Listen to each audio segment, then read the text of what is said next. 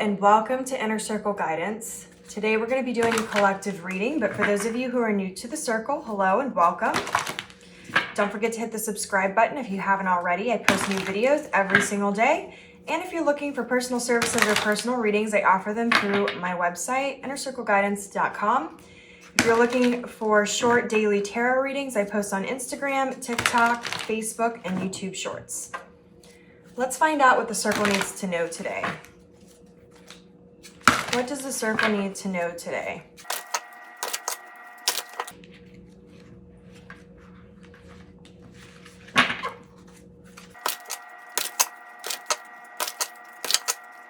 All right.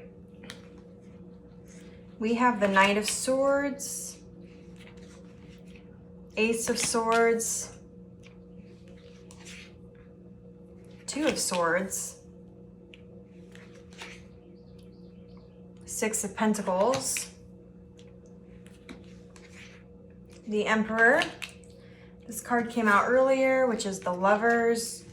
And we have the Three of Swords on the bottom of the deck. Wow, a lot of swords cards. A lot of thoughts coming through here. A lot of truth. All right.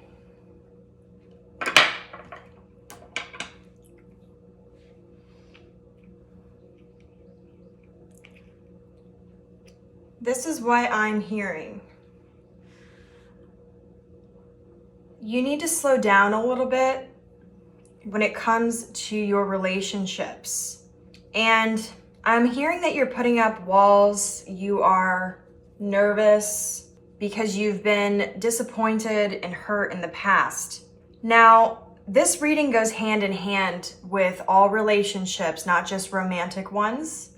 However, there is a heavy presence of this being more romantic relationships, but because all relationship, they stem from the same energies, they stem from the same issues, they stem from the same types of influences, you're gonna find that this is going to be somewhat across the board.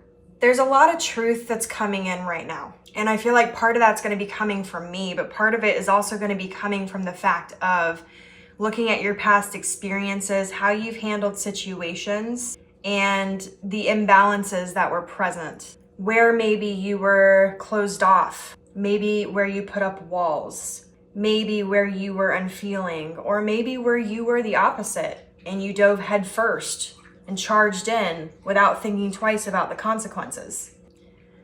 But I'm seeing here that there is some sort of viewpoint on love that you've chosen to put the blindfold on, and it's causing imbalances in your life. So I'm gonna get a couple more cards here. I have an idea of where this is going, but let's pull out these cards.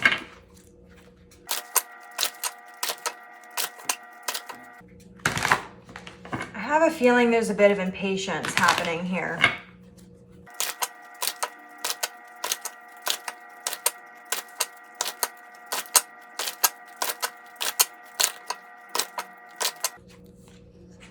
We have the Eight of Wands, Three of Wands, the Sun, the Four of Pentacles, and the Seven of Wands, with the Nine of Wands on the bottom of the deck. Whoops. Okay.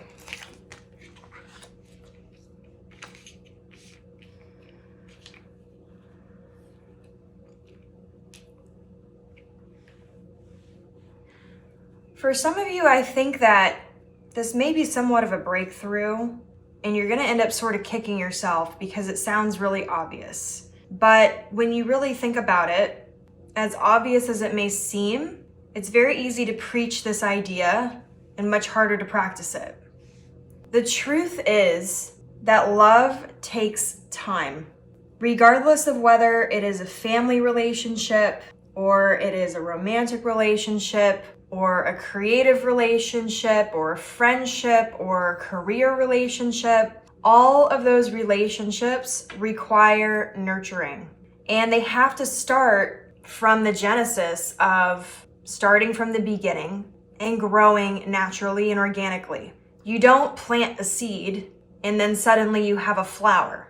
It takes time. You have to plant the seed, you have to water the seed, you have to nourish the seed, you have to give it the proper amount of sunlight, and it has to take time to grow. It has to sprout first, then it has to grow, then it has to bud, then it has to actually bloom. And I'm seeing here that in your childhood, and this isn't uncommon, frankly. This isn't uncommon at all to have this problem, because in our childhood, we're very much influenced by movies such as Disney. We're influenced by different books, different fairy tales that all talk about love at first sight.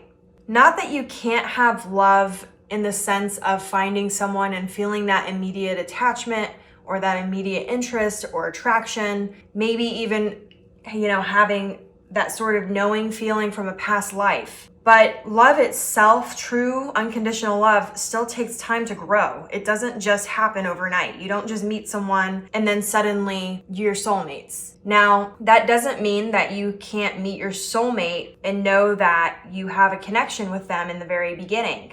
But in order to truly know yourself and know your partner and what that means for you to be together, you have to go through various stages of learning together. You have to peel back the different pieces and the different thought processes and the different ambitions to really truly get to know your partner and get down to the root of actually getting to know that person. Because even if you've met in a past life, even if you are soulmates and you had a beautiful past life relationship, you're going to be a little bit different in this lifetime. You have to give it time to grow. And so what I'm seeing here is because you are so desiring of that love in any of your relationships, there's been a lot of rushing to kind of get to the flower, but you didn't actually establish the roots. You didn't establish the stem. You didn't establish the leaves. And so in the past, you've been disappointed because a lot of it dies because it's an illusion. And so you're being asked to break through those barriers of the past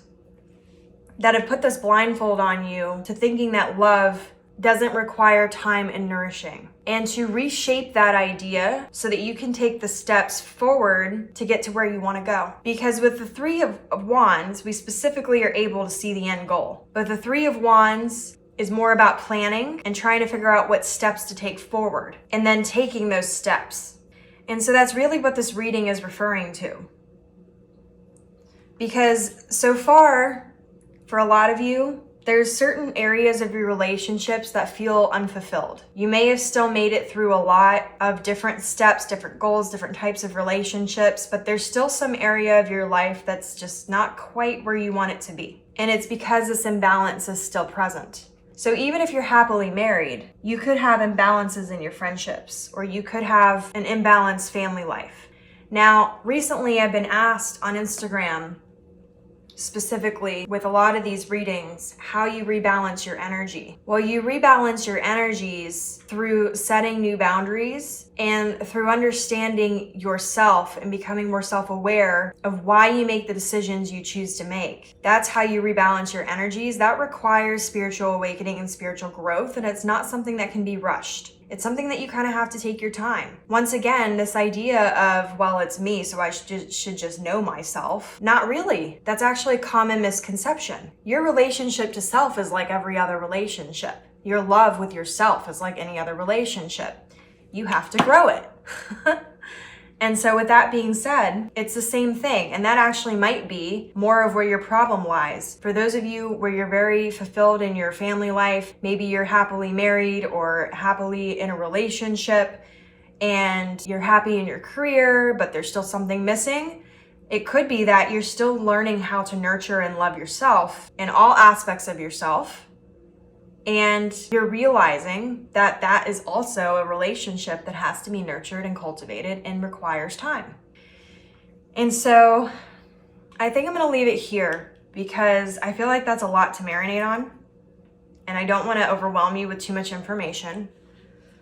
So if this reading resonates with you, don't forget to like this video. Your affirmation for this reading is that love requires time, cultivation, and nourishing. And I want you to really take some time this week to really think about that and think about the different influences in your life that may be putting on these blindfolds about relationships. Look at your different relationships in your life and really get down to the root of the issues that you're having, the root of the truth that maybe you're not seeing at this time, and break through some of these barriers so that you can move forward. And for a lot of you, that's going to be looking back on your childhood or looking back on your past here.